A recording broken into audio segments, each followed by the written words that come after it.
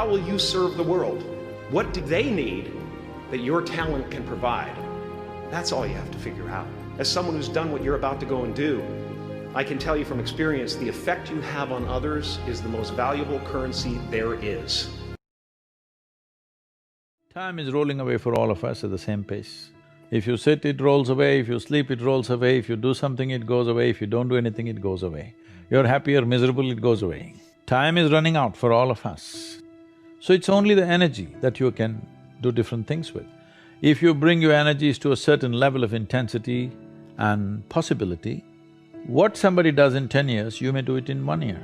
This means if you live here for 100 years, it feels like in people's impact that you've created, it feels like you lived here for 1,000 years, simply because you have managed your life energies in a certain way.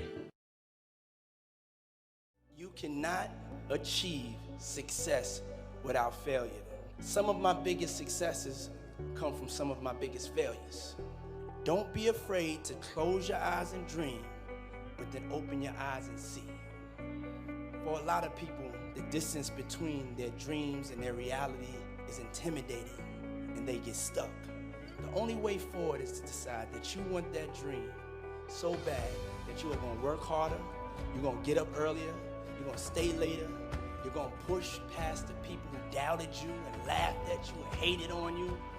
I want you to be fearless. I want you to be decisive. I want you to make a decision right now that when you fail and you fall to your knees, I want you to remember the power of you, and I want you to get back up on your feet. Make a decision today that when you're in the darkness, you'll remember the power of you. I don't know what your future is, but if you're willing to take the harder way, the more complicated one, the one with more failures at first than successes, the one that has ultimately proven to have more meaning, more victory, more glory, then you will not regret it. Now, this is your time.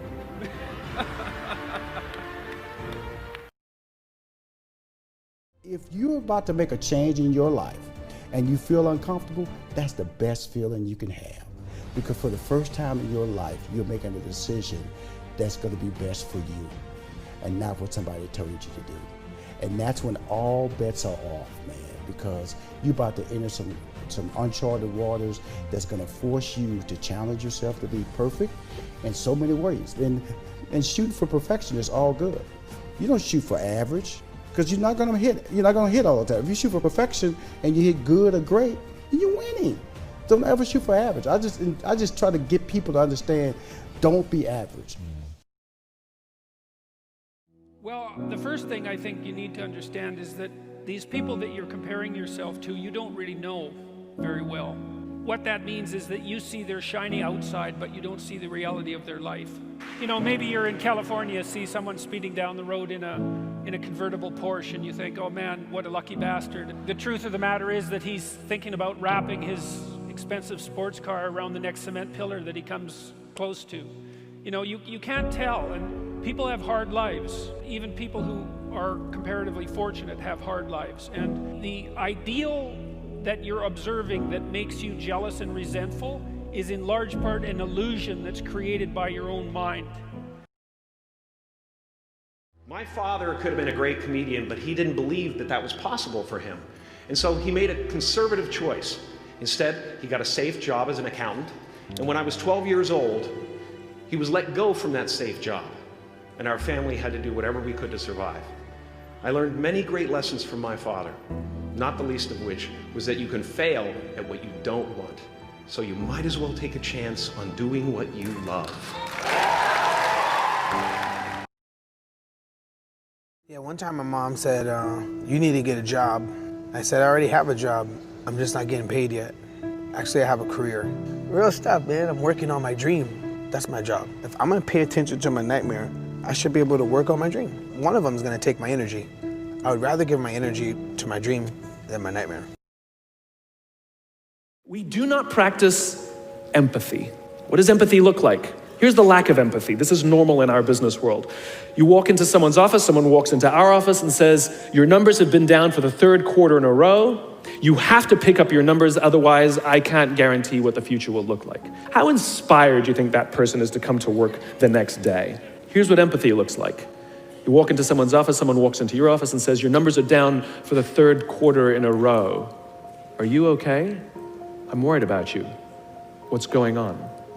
We all have performance issues. Maybe someone's kid is sick. Maybe they're having problems in their marriage. Maybe one of their parents is dying. We don't know what's going on in their lives. And of course it will affect performance at work. Empathy is being concerned about the human being, not just their output. And we have to practice empathy.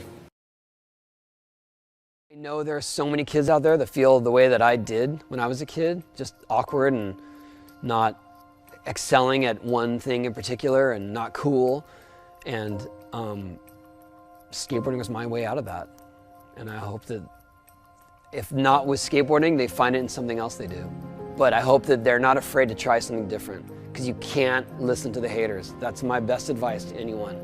If I had listened to the haters, I would have quit a long time ago. I would have quit when I was 11 years old. Like, I used to get bashed by professional skaters because my style was dorky, or it was all circus. It was, you know, but you can't. You've got to believe in yourself. You know, you're sort of set up and you're put into this system where I think that you're supposed to be a jack of all trades, and you're sort of conditioned to say, well, you know, the casting director's there and say, well, can you juggle? And you're like, absolutely I can juggle, you know. You know, can you ski? Hell yeah, you know, I'm your man, you know, I'll do whatever you want, you know. And I remember sort of having that attitude for a while, and I didn't book a job for like a year.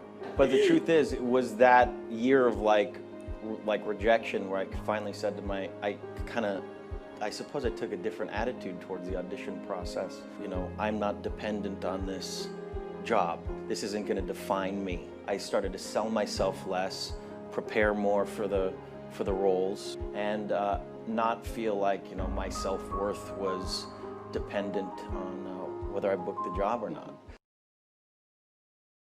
Tiger, do you ever get tired of hearing this? Do you ever get tired of people watching you, asking you questions? You're 18 years old. There's going to be a lot of people expecting a lot of big things out of you.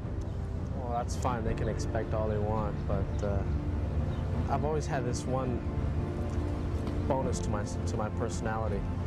My expectations are so high, no matter what anybody else expects, it's going to be lesser than what I expect of myself.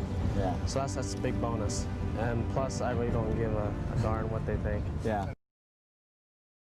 I hate that feeling of fear. I hate being afraid. I was a very fearful kid. I was afraid of the dark, I was afraid of heights. I froze rock climbing, and I made myself get over those fears. If anything comes up to me, and I know you relate to this, if I feel frightened of it, I have to attack it. I have to go in. Because I'm terrified that it will creep into other areas of my life and just start to take over. You got to learn to listen to yourself. You got too many distractions from the phone and text messages and all these other platforms out here. I don't take a phone call unless, and write this down, is it positive? If it's not positive, I'm not going to take it. Is it purposeful? Is it something that's in relationship to what I'm doing and where I'm going? Is this a contributor or a taker? There are people who are always there when they need you, but when you need them, you can't find them. Is it productive?